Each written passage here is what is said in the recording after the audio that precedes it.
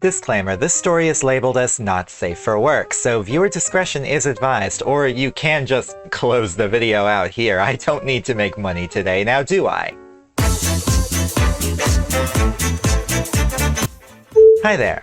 So today's story is not very, tasteful. Not to say any of these stories are fucking tasteful. There's a reason why it's called r/RPG horror stories. These people write tragedies, not sins. And on top of all of that, it's on Reddit. But this one in particular teeters on the line of what's acceptable for YouTube, and I don't want to get demonetized. Oh wait, let me look at my sub count.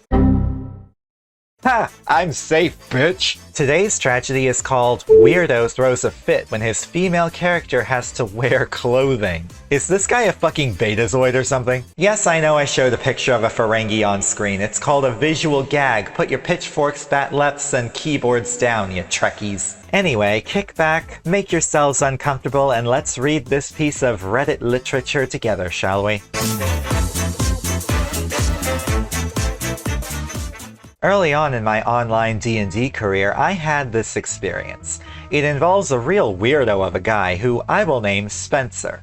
Get it? Spencer? It's like the back of Spencer's. It's a good joke, okay? I like my OPs to have a sense of humor.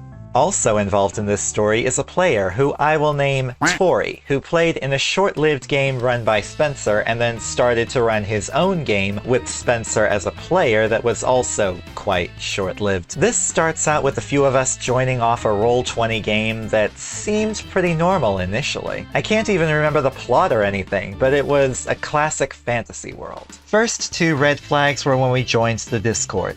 There was a dedicated Discord channel to Homebrew Mechanic, all of which detailed his homebrew mechanic of what happens if you lose in a fight. Basically boiled down to the enemies get to decide what they do with you, i.e. kidnap, murder, blah blah blah blah blah blah. And if you were playing a female character, there was a high likelihood you'd be wrapped. We were like, okay, weird. Really? That was your reaction? Mine would have been, oh hell no!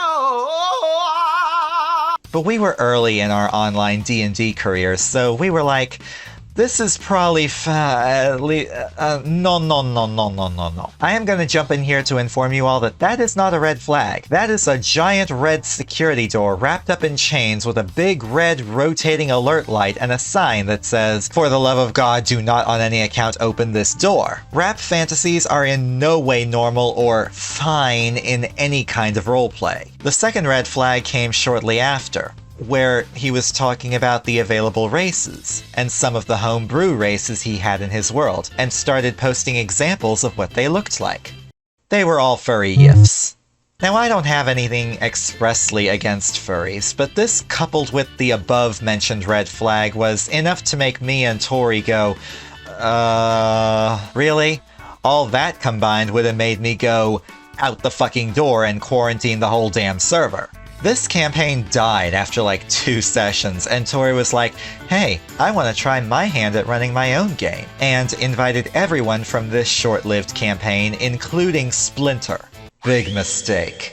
It started out with Splinter creating a Kitsune Girl archaeologist-type character who was also apparently an outlander and lived outside of civilized society and doesn't understand civilized customs. This, quote-unquote, doesn't understand civilized customs manifested as his character actively refusing to wear clothing in most situations. I call BS. This is inconsistent with his character's design. Archaeologists study artifacts from past civilizations. Ergo, she should understand a social construct as basic as modesty. So he was playing this attractive Kitsune girl that just walked around stark naked. When we would go to sleep, he would always be like, I find a high place and sleep completely naked under the moonlight to charge my power. Fucking weirdo.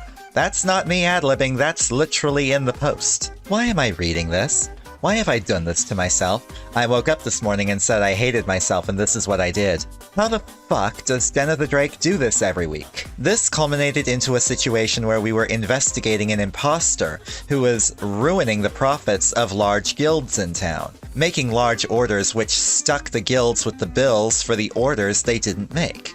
That is why you don't accept calls from Jerry from the technical department at Windows. Don't wag your finger at me, Internet. Those scammers deserve to be made fun of. We tracked the imposter to a local bordello and found that she was the mistress of the bordello. Turns out she was a changeling and ended up escaping from us.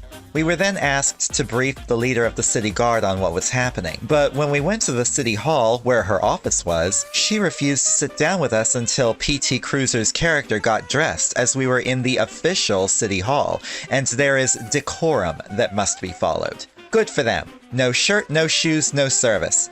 My god, that phrasing is impeccable. Plus, it's just fucking weird to walk around town completely naked. Spanker proceeded to throw a huge fit, accusing the DM of being a bad DM and ruining the fun of the game. He then proceeds to pout for the rest of the session. He then proceeds to pout for the rest of the session, and afterwards announces he's leaving the game because he, quote, can't in good conscience play in a game with such a dominating DM who is dedicated in ruining the fun and controlling his players, unquote. Dominating? Interesting choice of words, you'd think he'd be into that. Edit. Completely forgot to add this part, which just shows how sus this guy is. Apparently, one of the other players contacted me after all this shit and told me that Sponker was running a new game, riddled with microtransactions. All caps. Like, for 20 bucks, you can start with a legendary sword, kinda shit. So yeah, the dude was sus in more ways than one. So let me get this straight. He stormed out calling Tori a control freak DM because his character had to dress up for 5 minutes. Somebody's never been told no in their life. So while I was editing this video, OP added another edit, and I kinda think it's important to include in the video. Edit 2. Since I've seen a couple people trying to go, this is your fault, you knew what you were getting into. These were 2 separate campaigns. The first one was run by Spencer, and I mentioned it to give context to how much of a pervy creep he is. The second campaign was run by Tori, a newbie DM, with Spencer as a player, and he plays the nudist fox girl. Some people ask, why would you play in this game? Well, this was when I was still in my first year of really playing D&D online, so I naively thought in regards to the first time, that's weird and creepy, but how bad could it really be? None of us are playing female characters anyways. Imagine that. And in regards to the second time, as I was still a newbie, I was like, how much damage can Spencer really do as a player? And Tori was a newbie DM, so they probably underestimated Spencer as well. In my opinion, I think you dodged a bullet there in terms of how bad this guy could get. I mean, he left after giving y'all shit about his character having to wear clothes, which is the least amount of drama or damage I've seen coming from problem players like this. So I'm glad y'all didn't go through worse. Hope you find better groups to play with, bud, and I hope you guys enjoyed today's video. If you did, drop a like, and if you enjoy what I do, feel free to subscribe. Thank you guys so much for hanging out with me today and for watching, and I'll see you guys in the next video.